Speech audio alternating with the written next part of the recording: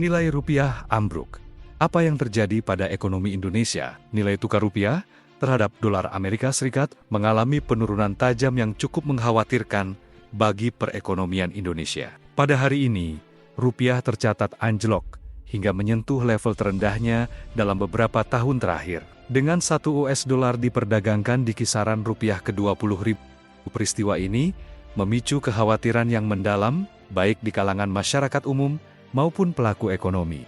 Penyebab utama dari ambruknya nilai rupiah tidak terlepas dari berbagai faktor yang saling berinteraksi. Salah satu penyebab utama yang disorot adalah inflasi global yang terus meningkat. Sebagai negara yang banyak bergantung pada impor, Indonesia terpaksa menanggung dampak langsung dari lonjakan harga barang dan energi yang menggerus daya beli masyarakat.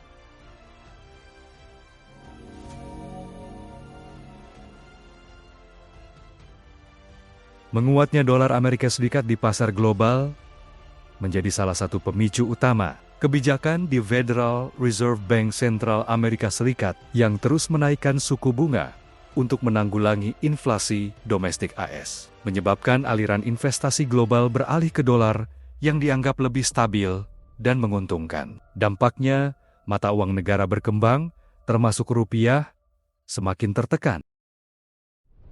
Selain itu, ketegangan geopolitik di beberapa kawasan, termasuk di Timur Tengah dan Ukraina, juga turut memberi dampak negatif terhadap perekonomian Indonesia. Ketidakpastian global ini membuat para investor cenderung menghindari aset berisiko, termasuk investasi di pasar negara berkembang seperti Indonesia.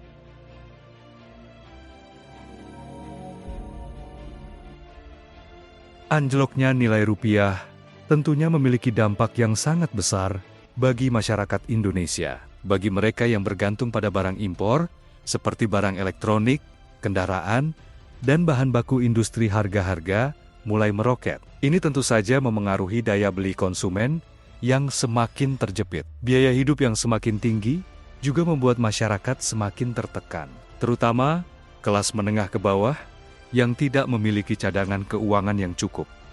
Di sektor industri, perusahaan-perusahaan yang mengimpor bahan baku atau mesin dari luar negeri akan menghadapi biaya produksi yang semakin tinggi. Hal ini berpotensi menyebabkan kenaikan harga produk di pasar domestik, yang pada gilirannya bisa memicu inflasi lebih lanjut. Banyak pelaku usaha yang khawatir akan semakin menurunnya daya beli masyarakat, yang berimbas pada penurunan omzet dan keuntungan.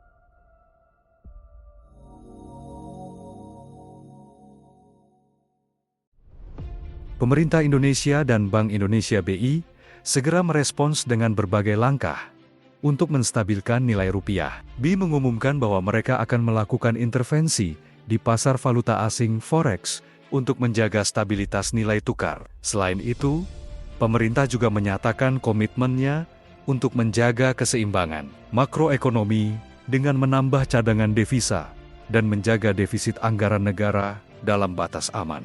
Namun, meskipun intervensi telah dilakukan, para ekonom memperingatkan bahwa langkah-langkah tersebut mungkin tidak cukup untuk mengatasi masalah yang bersifat struktural. Beberapa ahli ekonomi menilai bahwa Indonesia perlu melakukan reformasi besar dalam sektor ekonomi, termasuk penguatan sektor ekspor dan investasi yang lebih terdiversifikasi untuk mengurangi ketergantungan pada impor dan mengimbangi fluktuasi nilai tukar.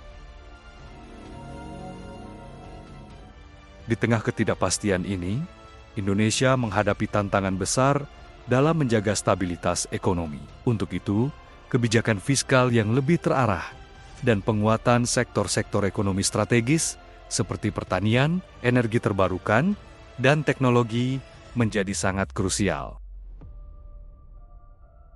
Selain itu, penguatan sektor pariwisata yang saat ini tengah berusaha bangkit pasca pandemi, dapat memberikan kontribusi signifikan bagi pendapatan negara dan membantu memperbaiki defisit transaksi berjalan yang turut mempengaruhi nilai tukar rupiah. Namun, yang tak kalah penting adalah membangun kepercayaan masyarakat dan investor. Kepercayaan terhadap kestabilan ekonomi Indonesia akan sangat bergantung pada sejauh mana pemerintah mampu menerapkan kebijakan yang tepat dan konsisten dalam menghadapi tantangan global ini. Bagi masyarakat, Situasi ini menjadi pengingat penting untuk lebih berhati-hati dalam mengelola keuangan, mengingat harga barang dan jasa yang mungkin akan terus meningkat. Penting untuk mulai menyusun strategi finansial jangka panjang, seperti menabung dalam bentuk mata uang yang lebih stabil atau berinvestasi pada instrumen yang dapat mengimbangi inflasi. Di sisi lain, para pelaku usaha juga diharapkan dapat menyesuaikan strategi bisnis mereka, misalnya dengan menggali peluang untuk meningkatkan produksi dalam negeri dan mengurangi ketergantungan pada barang impor. Ambruknya mata uang kita merupakan peringatan keras bagi seluruh pihak terkait untuk lebih memperhatikan dinamika ekonomi global yang terus berubah. Meski begitu, dengan kebijakan yang tepat dan sinergi antara pemerintah, masyarakat, dan pelaku usaha, Indonesia masih memiliki peluang untuk bangkit dan mengatasi tantangan ini. Saatnya untuk bersiap menghadapi ketidakpastian ekonomi dengan langkah-langkah yang lebih adaptif dan inovatif. Tunggu dulu. Kalian sudah menonton sampai di sini, kalau belum subscribe, kamu nggak keren. Sumpah, kamu nggak keren kalau belum subscribe.